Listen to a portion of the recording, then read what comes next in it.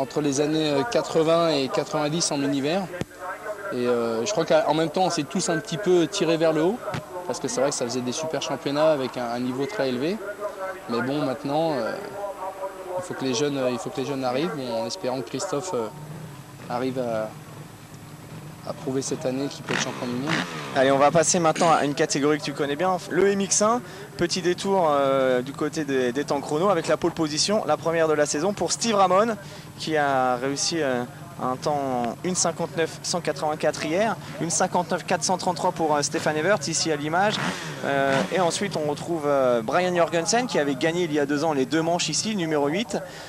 Tanel Lehoc 4e chrono devant Kevin Strybos, De Dijker 6e, Melot 7e, Stephen Sword avait réussi le 8e chrono. Malheureusement il s'est fracturé la cheville ce matin, donc on ne verra pas le pilote anglais. Et puis côté tricolore, Pascal Leray, c'est le premier français maintenant avec son 11e chrono. Qualification la première de la saison pour Julien Vanny, ça c'est une bonne nouvelle, le pilote KTM HDI. Et puis qualif également pour Cyril Coulon qui est en tête du championnat de France élite et qui est passé in extremis, un 30e chrono pour Cyril. Il sera le dernier à rentrer sur cette grille de départ, mais il est derrière, c'est peut-être le plus important.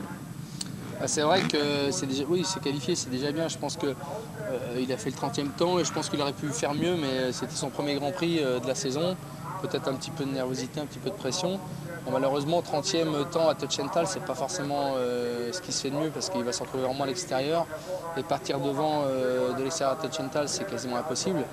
Mais bon, le principal pour lui, c'est de faire un départ correct et puis de prendre le rythme et puis de progresser. Hein. Il a encore une bonne marge de progression.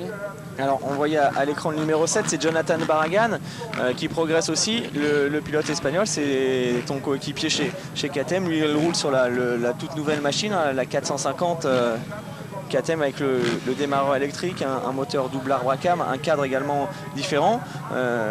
Une moto que tu avais également testée pendant l'hiver et qui apparemment a bien progressé puisqu'il a réussi vraiment une belle course au Portugal et on sent que c'est un garçon qui est en pleine progression. C'est clair qu'elle a progressé parce que nous, avec Sébastien, on avait travaillé dessus en début de développement en octobre l'année passée. Et bon, à cette époque-là, on n'était pas trop sûr parce que bon, ça demandait de développer une moto, ça prend beaucoup de temps et beaucoup de travail pour les ingénieurs. Et donc du coup, KTM avait préféré laisser à Barragan le soin de la développer et à nous de nous donner une moto qu'ils connaissaient mieux. Mais du coup, ils ont tellement bien travaillé qu'aujourd'hui, ils ont sûrement l'une des meilleures motos du plateau et elle est très fiable. Elle marche très très bien et Barragan il a quand même fait une super course au Portugal puisqu'il fait 2 en deuxième manche. Et je ne trouve pas étonnant encore aujourd'hui qu'il fasse un bon départ et qu'il fasse de belles courses. Alors sur ce circuit, on a vu Evert a quand même dominé ce début de saison. Est-ce que tu penses que sur un circuit aujourd'hui comme Touchenthal, qui est quand même assez rapide, pas trop défoncé, on pourrait avoir des surprises? On sait que c'est pas forcément le type de circuit que Stéphane préfère. Est-ce que Tanel Lehoc, qui semble dans le très rapide lui aussi depuis le début de la saison, ou même Steve Ramon, auteur de la pole, est-ce que tu penses qu'aujourd'hui Evert peut être mis en difficulté? Attention. Ouais. On va en reparler juste après le départ. Un départ toujours chaud du côté du Grand Prix d'Allemagne. C'est parti donc. Il est bien sorti Stéphane Evert. Très bien sorti de la grille. Melot aussi. Ouais, les deux pilotes, il y a eu des accrochages avec De Dijker notamment qui est très mal parti, le numéro 9. Allez, c'est parti. On a aperçu Barragan, c'est Evert. Stefan Evert déjà en tête de cette première manche MX1. Avec plusieurs pilotes à terre malheureusement. Je pense que Evert ne aura pas forcément de mal à s'imposer encore aujourd'hui parce que le fait que Sébastien maintenant soit plus là, je pense qu'il craignait vraiment Sébastien ses dernières courses et maintenant il connaît quasiment tous ses adversaires. Il les connaît bien, il connaît bien Strybos, il connaît bien Melot et il sait qu'il est supérieur à eux. Strybos en 2e position, 3e place pour Julien Bill sur la gamme et l'attaque tout de suite de Cédric Melot pour la 3e place, ça passe à l'intérieur. En plus, apparemment, je me demande si c'est pas Ramon qui n'est pas tombé au premier virage puisqu'il n'est pas là. Ouais, Steve Ramon, c'est vrai qu'il y a eu plusieurs pilotes qui ont été pris dans l'accrochage. Qui était par terre au premier virage et du coup ça serait bien Ramon. Ramon qui manque aussi un peu de réussite parfois et là ça sera encore le cas. Alors Julien Bill est là. Et Ramon, il est pas dans le classement. Et Tanel Lehoc à suivre également, pourquoi pas la remontée de Tanel Lehoc. Il y a pas mal de chutes en ce moment. Donc encore une fois, bon, on ne peut pas enlever, hein, Stéphane il est vraiment très fort, mais malheureusement le seul qui était peut-être capable, enfin un des seuls qui avait prouvé qu'il était au moins aussi rapide que lui aujourd'hui, c'était Ramon. Et malheureusement, Ramon il a déjà disparu du classement, puisqu'on ne le voit pas. Alors le retour du problème électrique peut-être. Voilà, ouais. Du côté de l'Allemagne, décidément, c'est une journée un peu particulière. Si vous n'étiez pas avec nous tout à l'heure, il y a déjà eu ce type de problème. Pour en revenir à la course, quand on voit, bon voilà, là l'image est arrêtée, mais quand on voit déjà l'avance d'Everts en l'espace d'un tour. Ouais, de même pas un tour quasiment. Même pas un tour, il a déjà au moins 2 secondes d'avance. En plus, Stéphane, il est très bon dans ces conditions-là. Là c'est sec, ça glisse. Des circuits qu'il a souvent en Italie quand il s'entraîne ou qu'il teste avec son team. Et puis c'est vrai que sa moto cette année, il semble être vraiment en osmose avec sa moto. Il fait des all shots quasiment à chaque départ. Donc là, ça va être compliqué pour les autres d'aller le chercher. Alors ça va être compliqué également pour nous car à nouveau il y a un problème électrique. Donc on va probablement se quitter à nouveau pour quelques secondes. Au plus mauvais moment, c'est le tout début de la manche. On espère que ça va vite se rétablir. Everts est forcément en tête devant Strybos, Melotte. Pascal 18, Pascal Leray. Donc on se quitte pour on espère un tout petit break et on se retrouve le plus vite possible du côté de Touch and Tal.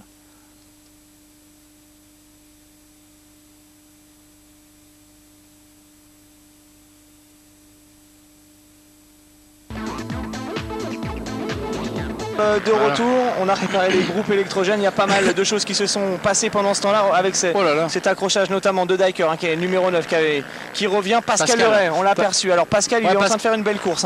Il était 16 ou 17 au début, il est déjà 10. Donc c'est vraiment une belle remontée, ses chronos sont rapides. Donc à mon avis... il a un bon coup à jouer aujourd'hui. Il a un bon coup à jouer. C'est un circuit qu'il aime bien, je pense. Il aime bien les circuits rapides et durs, Pascal. Il a un pilotage assez coulé. Donc ça pourrait lui permettre de bien revenir. Je pense qu'il peut revenir autour de la 6e place. Alors en tête, pas de changement. Forcément, toujours Everts devant Strybos. Et puis vous l'aviez bien vu, hein, c'est bien Steve Ramon qui a chuté au départ, malheureusement. Steve Ramon très loin, en 25e position seulement. Lui qui avait réussi la pole position. Cédric Melotte, 3e. Et là, nous sommes avec Brian Jorgensen, numéro 8. Lui aussi était en difficulté, alors qu'on a une surprise à la 5e place avec Edgar Bobkovs. La 16e place seulement pour Jorgensen, qui avait gagné ici il y a 2 ans les 2 manches, qui a réussi un chrono intéressant hier. Il est très long, il a loupé son départ, le pilote Honda. La piste qui sèche de plus en plus, là, ça commence à devenir bien béton.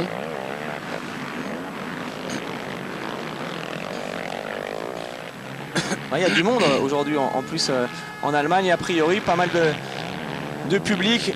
Jonathan Barragan à l'attaque, qui vient de gagner une place, il revient, il en a même gagné 2 a priori. Barragan qui confirme. J'ai pas vu Pascal là, derrière de Dicker, là ça m'inquiète un peu parce qu'il était tout à l'heure. Ah si, je le vois pas, non.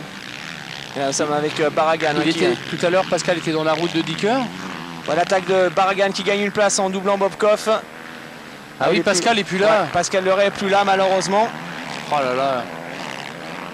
Ah, c'est dommage, il s'en était bien sorti lors des premiers tours. Là. On a vu qu'il y avait eu pas mal d'accrochages, il a peut-être été gêné ensuite.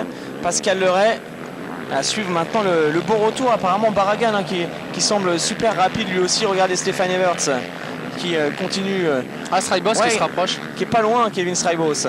Ouais, Everts était parti dès le début, dès le premier tour, mais Strybos a réussi à prendre son rythme, à revenir. Ouais, Melotte qui est 3e. Melotte handicapé en début de saison par un problème de tendinite au poignet. Il semble aujourd'hui revenir à son meilleur niveau. Et Strybos, lui, qui peut-être contrairement à Ramon, qui n'a pas l'air de faire de complexe, hein, Stéphane Everts, il est là, il attaque, il tente de revenir. Il sent qu'il a peut-être une carte à jouer aujourd'hui. Oui, Strybos a un peu plus de caractère et de volonté, je pense, que Ramon. Ramon parfois il est très rapide mais il a du mal à le contact, il a du mal à prendre des risques alors que Strybos lui il se pose moins de questions. Il se pose pas de questions, s'il peut doubler Everts, il ne gênera pas et il fera pas même s'il se sent inférieur à lui sur le papier, c'est clair, mais il fera pas de complexe en tout cas. Il y a Melotte qui est pas loin non plus, qui est en train de faire une belle course, Cédric Melotte, 3e. Melotte qui roule bien, mais bon, qui prend aussi, comme d'habitude, enfin, c'est son pilotage, il attaque énormément, il prend un peu de risque, mais en tout cas, il lâche pas Everts et Strybos. Il y a les 3 hommes roue dans roue dans cette première manche ici en Allemagne à Tötschenthal. 4e place toujours détenue par Julien Bill. Barragan qui revient au guidon de la KTM. 5e position pour le pilote espagnol. De Dijker 6e. Et derrière, a priori, Pascal Eurès serait toujours 10e, Michael. Derrière Wyatt Avis, mais en fait, le contact. En fait, c'est De Dijker qui a fait une remontée. Il devait être 9 tout à l'heure, il est déjà 6 De Dijker. Ouais, De Dijker qui était très loin pourtant au départ. On l'a vu quasiment dans les 3-4 derniers. Il est déjà 6, apparemment il va assez vite. Il est en 2-5, c'est lui qui a fait le meilleur temps d'ailleurs. Meilleur temps de Dijker. 1 seconde plus vite qu'Everts. À suivre donc la remontée de Dijker, un garçon qui a progressé vraiment très rapidement. Michael, on ne le connaissait pas trop et au fil des mois, on le sent de plus en plus rapide. C'est vrai qu'il va vite, même si je suis toujours un peu étonné par son pilotage. Pas forcément l'un des plus beaux à voir, mais ça a l'air d'être efficace. C'est pas tout en finesse, il n'y a pas forcément une grosse technique derrière, mais c'est un pilote qui a l'air très très fort physiquement, qui a un très gros gabarit, qui maîtrise vraiment bien sa 450. Et du coup, en l'espace de 2 ans, il est passé de quasiment d'inconnu, puisqu'il y a 2 ans, 2-3 ans, on ne le connaissait pas. Et aujourd'hui, voilà, il est potentiellement top 5, quasiment régulièrement, voire top 3. Et là, aujourd'hui, c'est quasiment le plus rapide. Et devant, c'est toujours chaud pour Everts, qui est mis sous pression par Kevin Strybos. Alors en Espagne, Stéphane avait été mis sous pression de la même manière par Tanel Lehoc. Il avait fini par commettre une petite erreur. Il a ensuite été mis sous pression par Sébastien Tortelli à Agueda. Là, il avait su résister. Everts, il est jamais très très bon dans les débuts de première manche. D'ailleurs, en lui mettant la pression dans les débuts de première manche, il peut facilement aller à la faute. Mais bon, là, sachant qu'il a derrière lui des pilotes qu'il connaît bien et qui ne pourront pas tenir forcément toute la manche, avec lui, il va peut-être pas s'énerver, il va prendre son temps. Et puis peut-être, je pense qu'au bout de 15-20 minutes, il va accélérer le rythme. Et Strybos est quand même jeune, hein, il a 20 ans ou tout juste 20 ans. Donc, mais bon, des fois, c'est un avantage d'avoir 20 ans. Comme Kevin, il a la hargne, il a vraiment envie de s'imposer. On le sent vraiment bien quand même, Strybos, il lâche rien, Melotte non plus. Les 3 hommes sont dans les... Pascal qui est 8 maintenant. Ouais, ça revient, il y a pas mal de changements derrière. Une manche intéressante pour la victoire, mais également derrière.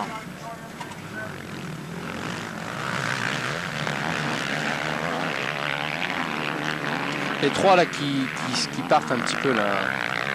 Julien Bill 4e.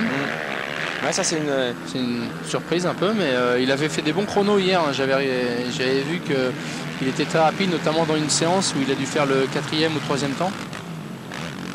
Alors juste pour parler un peu de Stéphane Everts, Michael, il disait que l'année dernière, lorsque tu t'étais blessé, il avait eu un petit peu de mal ensuite, comme tu étais son adversaire numéro 1, à se reconcentrer. C'est là qu'il avait commis pas mal d'erreurs. On s'en souvient notamment au Japon, au Grand Prix de France. Est-ce qu'aujourd'hui, il est débarrassé de ses 3 principaux adversaires, Coppins, Sébastien Tortelli et toi? Est-ce que c'est quand même une situation compliquée pour lui pour rester concentré, ou c'est ce qu'il disait lui? Je crois qu'il y a plus compliqué comme situation, la mienne ou celle de Tortelli. Et donc je pense qu'il est quand même il est pas mal, surtout que les adversaires qu'il a aujourd'hui sont quasiment tous des jeunes qui n'ont pas trop d'expérience. Franchement, il a pas trop je pense que maintenant il s'en fait pas trop. Il y a certains circuits où est-ce qu'il va se faire inquiéter, puis d'autres où il va survoler. Déjà, il survole déjà un petit peu partout. Ensuite, il a aussi un gros point fort aujourd'hui, c'est ses départs. Ouais, c'est vrai qu'il est quasiment toujours en tête. Parce il n'en a pas loupé un de l'année. L'année passée, il partait souvent mal, et là, cette année, il part très très fort. Ouais, là, c'est chaud. C'est chaud avec Barragan qui revient, qui vient de se débarrasser de Julien Bill. Jonathan Barragan qui confirme sa belle prestation du Portugal, désormais à la 4e place au guidon de la nouvelle KTM. Ah, ça, quelque part, ça doit réchauffer un peu le cœur de toute l'équipe KTM qui s'est beaucoup investi tout au long de l'hiver. C'est ce que tu disais tout à l'heure. C'est bien que Barragan réussisse de bonnes performances comme ça. C'est clair. Et puis surtout avec cette moto, parce que cette moto, elle est toute nouvelle et on peut voir que même Barragan, qui est pas c'est un super pilote, mais il partait pas pour le titre. Et finalement, il se retrouve dans une position comme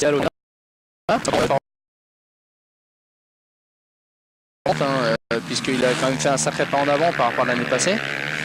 Donc c'est bien, c'est par rapport à tout le travail qui a été fourni par l'équipe pour faire marcher cette moto. Surtout qu'il a rencontré aucun problème avec depuis le début de la saison. Donc ça c'est vraiment super. Et puis je pense qu'avec un bon départ, comme on a pu le voir au Portugal, il est capable de faire des podiums régulièrement. Barragan qui est en train de réussir les meilleurs chronos, Michael. 2,05 609. Ah, il est rapide. Cédric Melotte de son côté est peut-être un peu décroché derrière Straibos qui lui en revanche continue de suivre le rythme de Stefan Everts. Et puis un homme à surveiller, c'est De Decker qui est pas loin du tout non plus. On l'a aperçu, il continue sa remontée. Ouais. De Decker qui est quasiment sur les talons de Julien Bill, qui devrait probablement passer à la 5e place d'ici quelques secondes. Et toujours Straibos qui met la pression derrière Stefan Everts. Je pense encore une fois que Everts est en train d'imposer un faux rythme.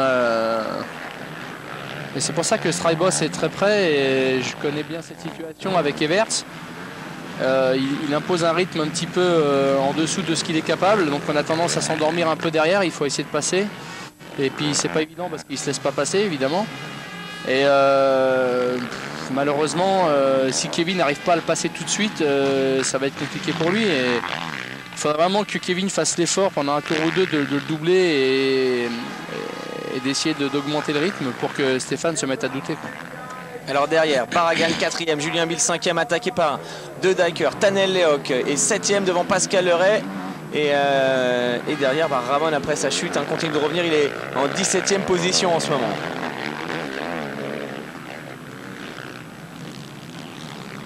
Le voilà, Steve Ramon justement numéro 11. Il espérait beaucoup mieux, lui qui avait réussi la pole position. 16e maintenant. En plus c'est pas un circuit, surtout dans les conditions de cette année là, parce que l'année passée les conditions étaient difficiles, donc le circuit était très technique, on pouvait revenir assez rapidement.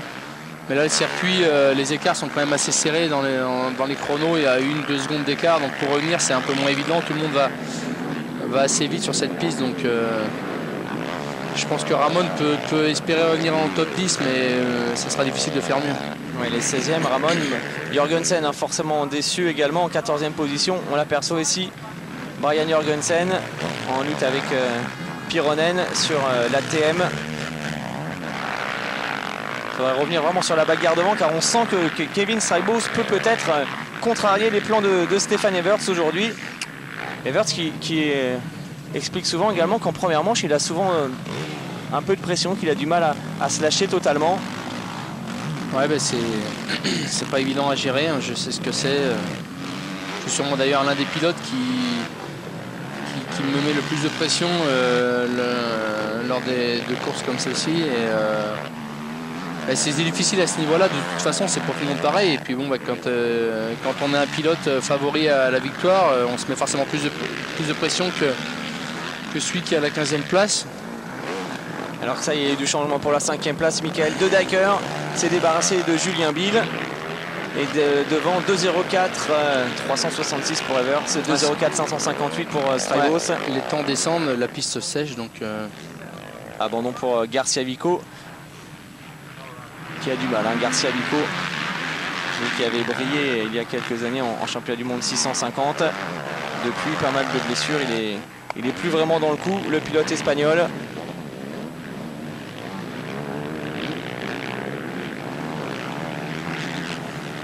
On aimerait bien voir un petit peu Pascal Leray qui réussit une manche quand même assez satisfaisante. Il était au-delà de la 15e place tout à l'heure, il est 8e en ce moment avec des chronos. C'est vrai qu'il a bien négocié ses premiers tours, hein, parce que ça c'est important quand on fait un mauvais départ de ne pas prendre le rythme des autres à la 15 ou 20e place. Pascal a tout de suite mis le turbo dans les 2 premiers tours, il est remonté tout de suite dans le top 10. Et là, il faudrait qu'il s'accroche à Lehoc, il est quand même à 8 secondes derrière. Mais bon, il y a Julien Bill qui baisse un peu en ce moment. Pascal roule une seconde plus vite, donc je pense que la manche va encore être longue, il a peut-être des chances de revenir. Allez, c'est maintenant notre pilote français numéro 1, Pascal Leray, en championnat du monde MX1. Il occupe la 9e place du provisoire en ce moment. Et il faut confirmer, hein, sa belle saison de l'année dernière. Ouais, Ramon qui continue de revenir. Le Ramon, il se laisse un petit peu aller. Là, il est beaucoup plus rapide qu'eux normalement. Et là, depuis un tour, on voit qu'il freine très tôt. Il ne cherche pas forcément à les attaquer. Voilà, il faut qu'il y ait une erreur des autres pour qu'ils puissent passer. Et là, il perd du temps, je pense, en ce moment. Il faudra vraiment qu'il passe au turbo, qu'il ne s'habitue pas au rythme des autres comme ça, parce que...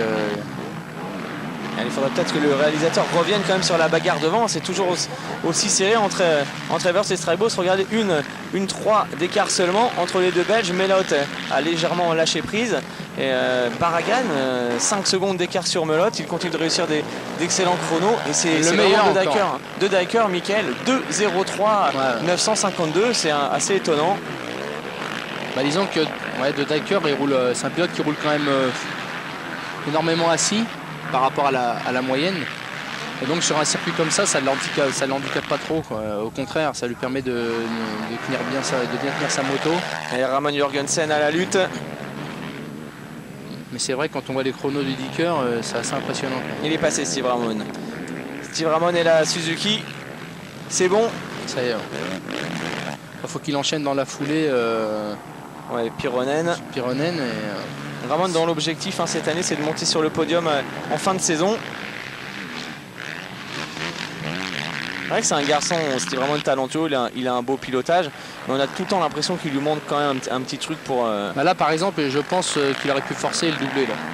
S'il avait été un peu plus agressif, surtout que c'est un jeune pilote quand même, il manque parfois juste un petit peu d'agressivité, mais c'est clair qu'au niveau talent, technique et vitesse pure, il n'a rien à envier à Everts. Il a vraiment... il a tout ce qu'il faut pour aller très haut. Il a tout ce qu'il faut, mais bon, et puis là, des fois il n'a pas de chance non plus, parce que bon, encore une fois là, il était placé tranquillement intérieur, donc et puis il tombe au départ, ça c'est pas de chance. Maintenant des fois la chance ça se provoque aussi, la malchance, donc il faut... Il est 13e, 13e place pour Steve Ramon. C'est un bon retour déjà. Car il était reparti quasiment en dernière position. On adore Steve Ramon, mais on aimerait vraiment quand même retrouver devant Stefan Everts. Ouais. Tanel Lehoc qui vient lui aussi de gagner une place en remontant sur Julien Bill. Il est désormais 6e, Tanel Lehoc, lui qui occupe la 2e place du provisoire. Ça y est, nous sommes avec le leader Stefan Everts. Alors où est Kevin Strybos? A priori il est décroché, hein. Il est toujours là, mais... il est pas loin, Strybos a montré aussi... en début de saison là qu'il avait un bon physique, qu'il était bien en fin de manche, donc Strybos, c'est aussi un garçon que tu connais bien. Il était avec toi chez Suzuki, il a sûrement beaucoup appris à tes côtés, je suppose. Quand il est arrivé chez Suzuki, il était très jeune. Je sais que tu lui as donné pas mal de conseils. C'est même moi quasiment qui ai réussi à le faire rentrer chez Suzuki, parce que bon, à l'époque il était dans un petit team annexe en 125 et j'avais vraiment demandé à Sylvain de faire un maximum d'efforts pour qu'il intègre le team. C'est vrai qu'il était jeune aussi à l'époque, et le problème c'est que Suzuki n'avait pas de programme pour les 125, donc c'était un peu délicat de le faire passer en 2,5 à l'époque. Si jeune, il avait 17 ans. Puis finalement il a fait ce choix là, il est passé très tôt à la catégorie 250 et puis ensuite 450. Et puis avec les années, voilà, il progresse d'année en année, puis il a une moto d'usine et donc ça fait déjà 3-4 ans maintenant qu'il est dans le team, il engrange de l'expérience, du physique et aujourd'hui il fait partie des meilleurs. Mais je lui ai pas appris grand chose, parce que bon, il était quand même déjà à la base quand même un top pilote en 80, en 125 mais bon, en tout cas c'est un copain et on s'appelle encore de temps en temps. Là, il est bien, il est toujours là quand même. Il est là dans cette première manche. Kevin Strybos, actuel 4e du classement provisoire, lui qui avait remporté son premier Grand Prix la saison dernière. Il avait connu une saison un peu bizarre, Strybos. Blessé, il était revenu, il a gagné son Grand Prix. Ensuite, on l'a quasiment plus revu. Il est plus régulier depuis le début de l'année. Il a déjà gagné une manche C'était au Grand Prix d'Espagne à Belpuig. C'est un garçon qui peut viser sans trop de problèmes le podium final cette saison. Bah ouais, c'est vrai que malheureusement à Belpuig il a fait une super première manche. Encore une fois, il n'a pas eu de chance lui non plus en deuxième, puisqu'il est tombé au départ, je crois. Et alors que je pense qu'il avait les moyens de faire, après sa victoire en première manche, il pouvait faire le podium en deuxième. Et c'est un peu aussi ce qui fait la force d'Everts, c'est que ses adversaires, ses principaux adversaires sont pas toujours réguliers ou manquent de chance, ou voilà, il leur arrive toujours un petit quelque chose, alors que lui, tout se passe pour le mieux, quoi. Et Barragan en 4e position avec la nouvelle KTM. Dans sa ligne de mire, Cédric Melotte, et Jonathan Barragan en ce moment il est plus rapide que le pilote belge.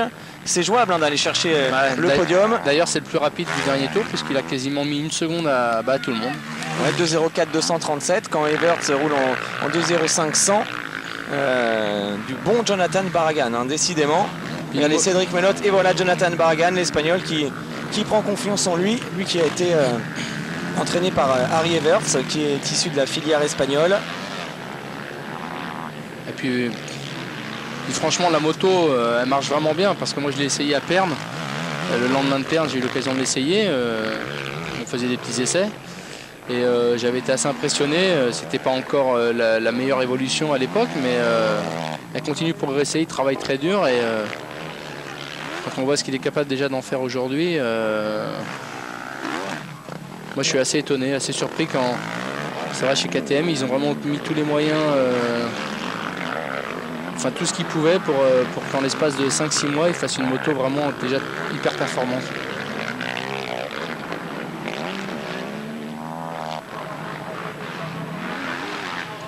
Et derrière Barragan, Michael, il y a De Decker aussi qui revient, qui réussit lui aussi toujours des chronos intéressants. 5e place pour De Decker.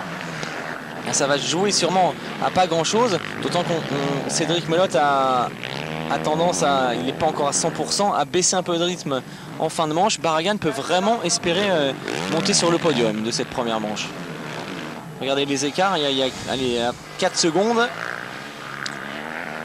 Ouais, il peut revenir, il y a 4 secondes, et puis c'est vrai que Melotte n'est pas forcément à son meilleur encore.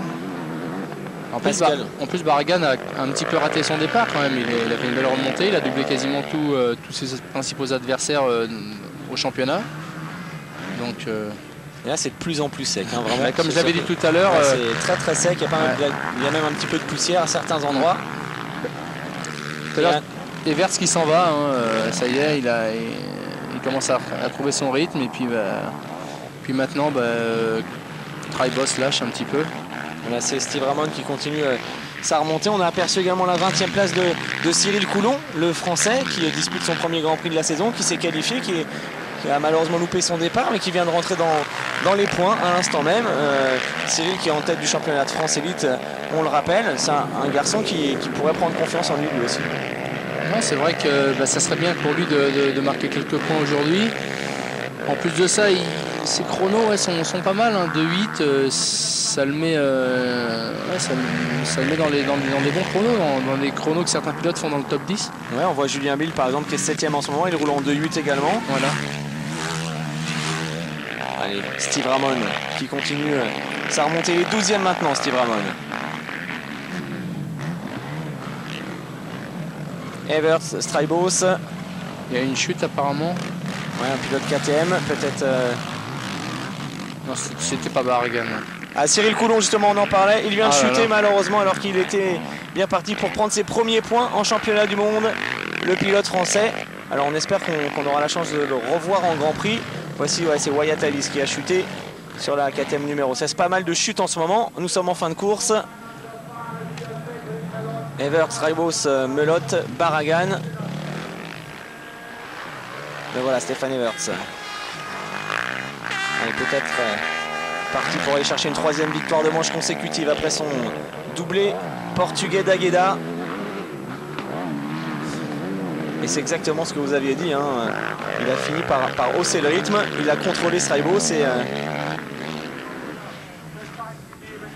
un des chronos très réguliers. Là, je pense qu'il est en train de faire l'effort. Pendant quelques tours, il va il va hausser le ton et puis Strybos va complètement lâcher, je pense. À moins qu'il arrive à s'accrocher. C'est vrai qu'il lâche pas tant que ça. Mais ça va être compliqué pour Strybos maintenant de revenir au contact. Tanel Leok, deuxième du classement provisoire, un départ moyen pour lui aujourd'hui. Il occupe la 6e place. Lui aussi, une grosse progression chez ce garçon.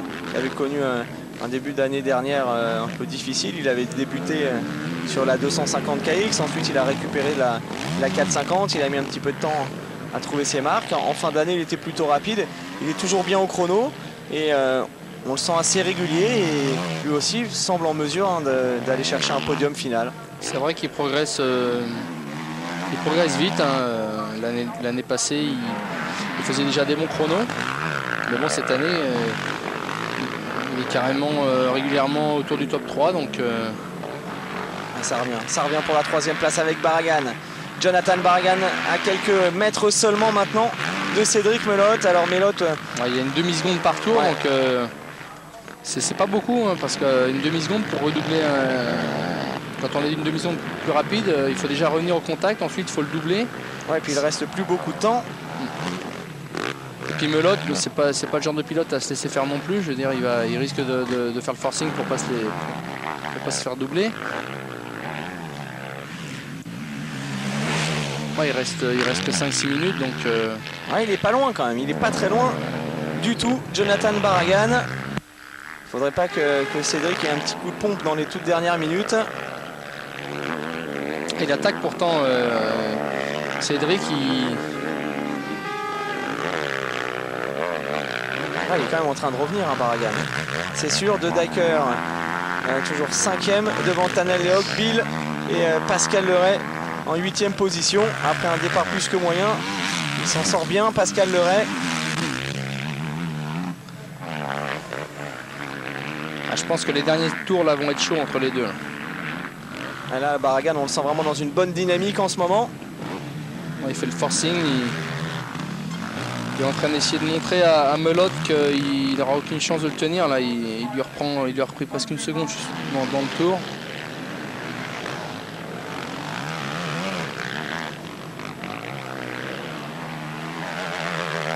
Et Melotte à la recherche de son premier podium de manche cette année.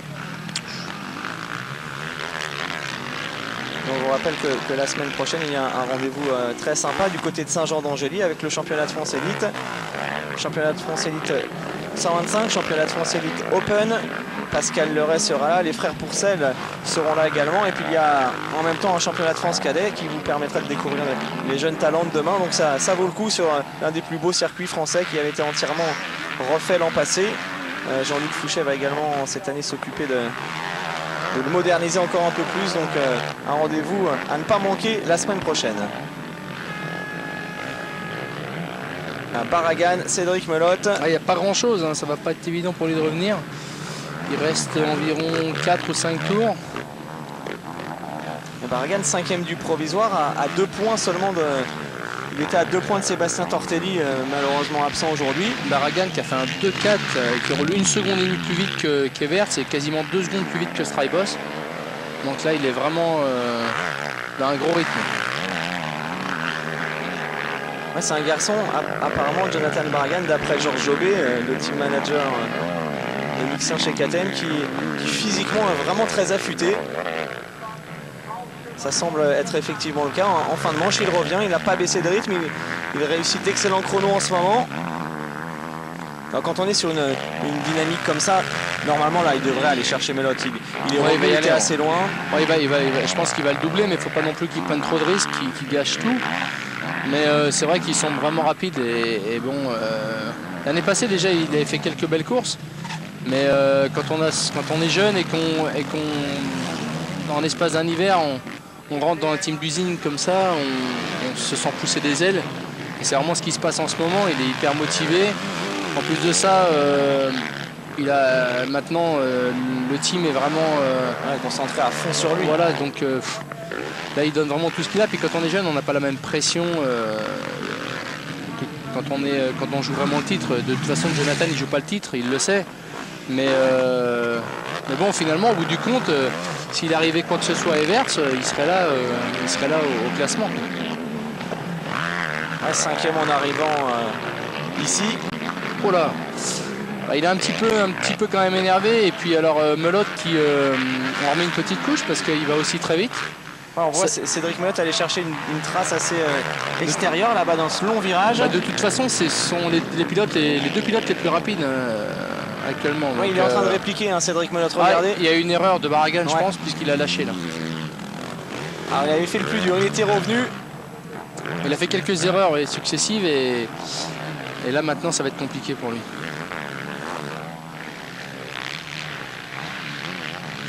Ah, il a lâché un peu. De Dyker toujours 5e devant Léoc, Bill et Pascal Leray en 8e position. Alors on vous le rappelle, hein, les deuxièmes manches MX2 et MX1 exceptionnellement à 18 h ce soir. Alors ne soyez pas surpris. Hein. Ah, il va rester 3 tours. C'est peut-être jouable hein, quand même. Allez, retour sur le leader, Stéphane Everts. Tous les tours en tête, menacé pendant quelques minutes par Kevin Strijbos. Il a réussi à contenir son jeune compatriote. Il est bien parti pour aller chercher une nouvelle victoire. Ken de Dyker, lui aussi a réussi une belle course. Parti très loin, il a totalement loupé son départ. Il occupe désormais le 5e rang.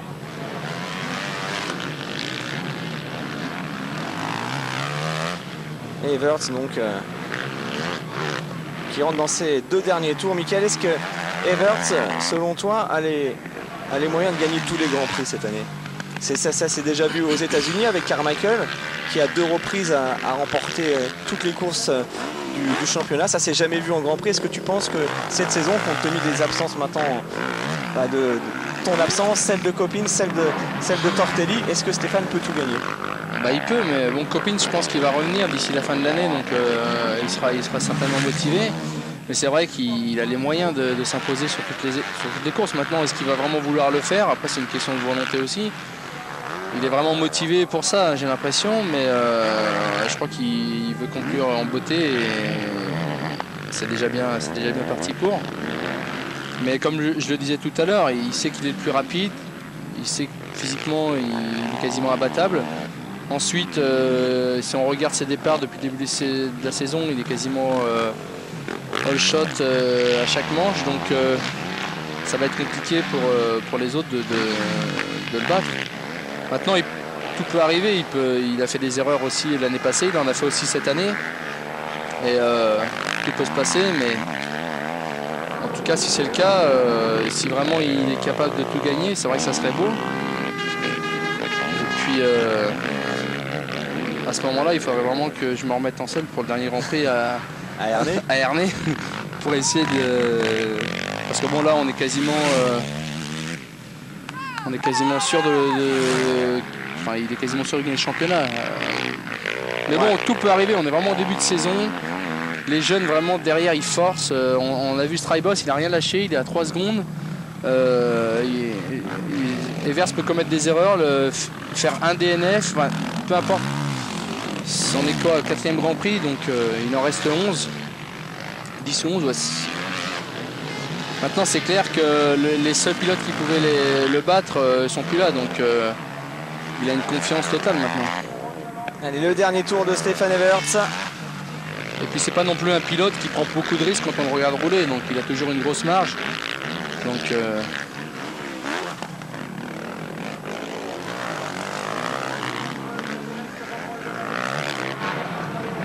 allez, c'est son dernier tour de course. Strijbos toujours bien accroché à sa seconde place devant Melotte, Barragan, de Dyker, Léoc. Là, devrait plus y avoir trop de changements maintenant. Pascal Leray qui est revenu à 4 secondes de la 7e place, mais nous sommes dans le dernier tour, ça risque quand même d'être assez un peu juste pour aller chercher Julien Bill. C'est vrai qu'il y a l'année prochaine, il risque quand même d'y avoir un sacré changement hein, si Stéphane Everts s'arrête. On ne sait pas ce que fera Sébastien Tortelli. On ne sait pas ce que fera Michael Pichon vraiment encore. Ah, Michael Pichon, je sais pas. C'est quasiment officiel, Michael Pichon il sera plus en championnat du monde l'année prochaine, donc ça c'est quasiment sûr et certain. Voilà, donc ça va les jeunes vont prendre le pouvoir. L'an prochain, en fait, ce sera Coppins peut-être le favori au départ. Au départ, mais quand on voit la progression de Strybos, de Lehoc, il y a Ramon, bon, là qui n'a pas eu de chance, mais qui est sûrement le meilleur sur le papier de tous ces pilotes.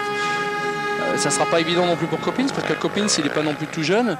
Il a vraiment fait beaucoup d'efforts toutes ces dernières années pour gagner le championnat. Alors que Michael, c'est pas totalement fini pour Barragan qui a mis vraiment un gros coup de pression sur la fin. Il est quasiment sur les talons de Cédric Melotte. Voilà, c'est chaud là. Ouais, c'est chaud. Melotte qui s'est déporté. C'est passé pour Jonathan Barragan dans le tout dernier tour. C'était beau.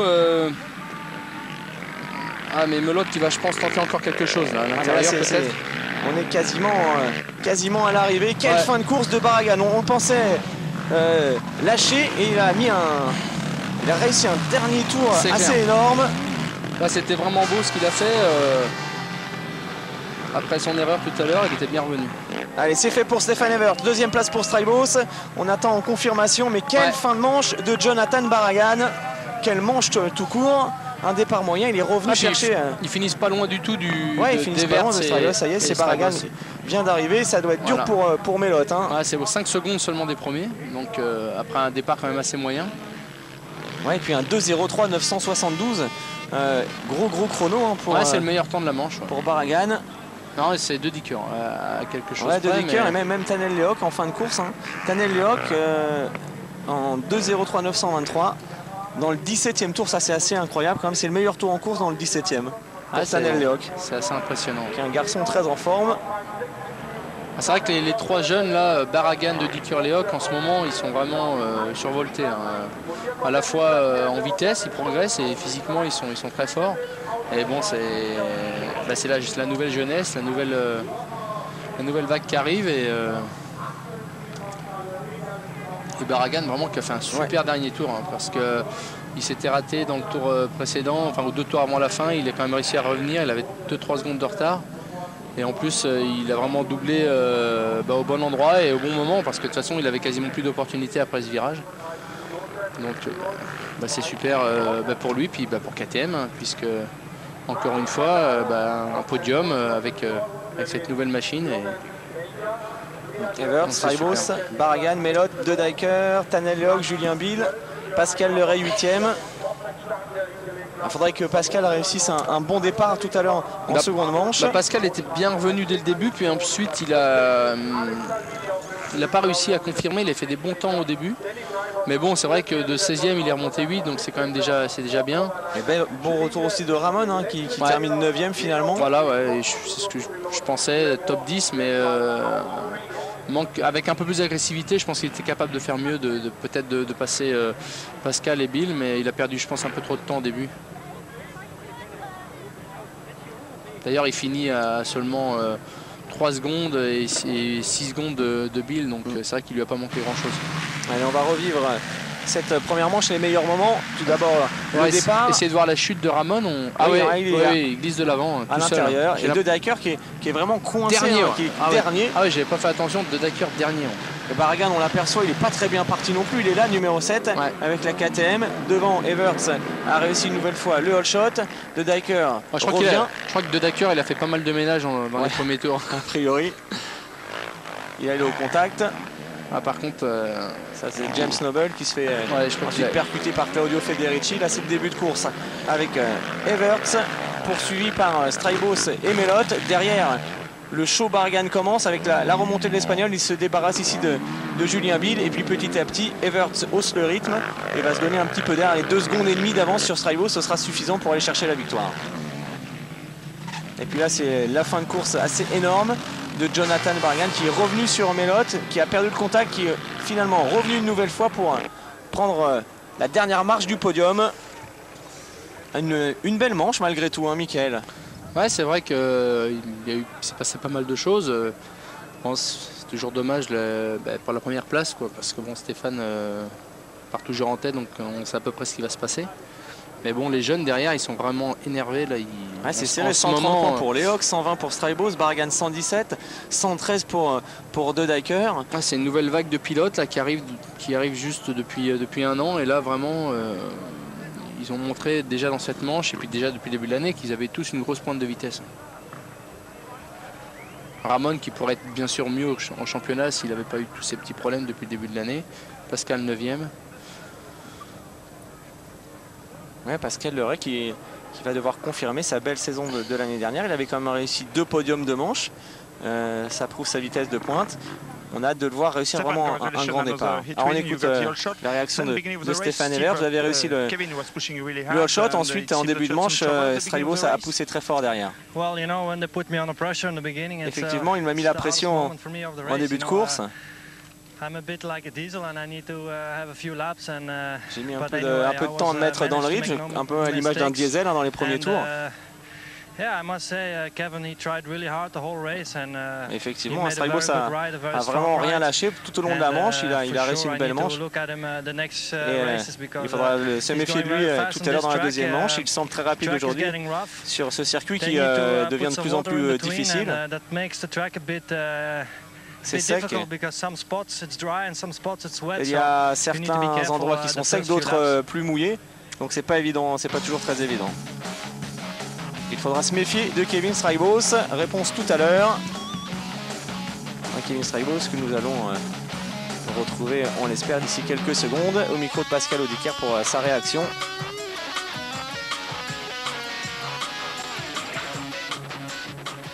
Kevin, congratulations, second position. Alors Kevin, bravo, très belle course. En début de manche, vous avez poussé très fort derrière Stéphane jusqu'à la fin. Ouais, j'ai pris un bon départ. J'étais vite en seconde position, j'ai attaqué effectivement. Mais c'est un excellent pilote. Je suis quand même heureux de cette deuxième place. Il reste encore une manche de 40 minutes. J'espère pouvoir la tenir aussi bien que la première et être à nouveau sur le podium.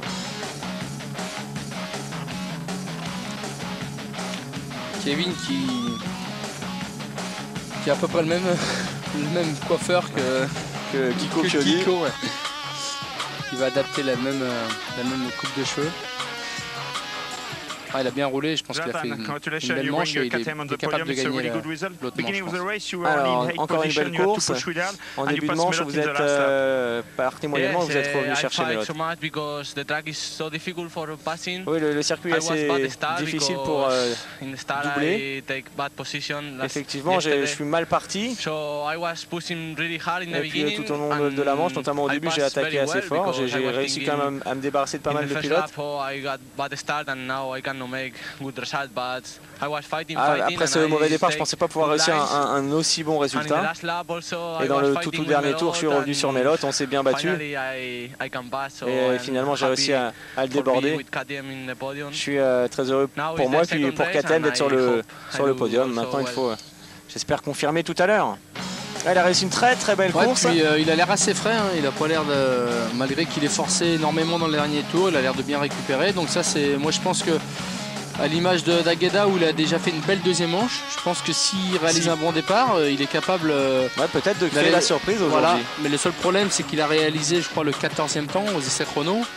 Et malheureusement, ça le met au milieu de la ligne droite et au milieu, je pense que c'est quasiment impossible de partir devant. Ça, c'est étonnant quand même. Le 14e temps hier et aujourd'hui, il est capable d'être aussi rapide. Ouais.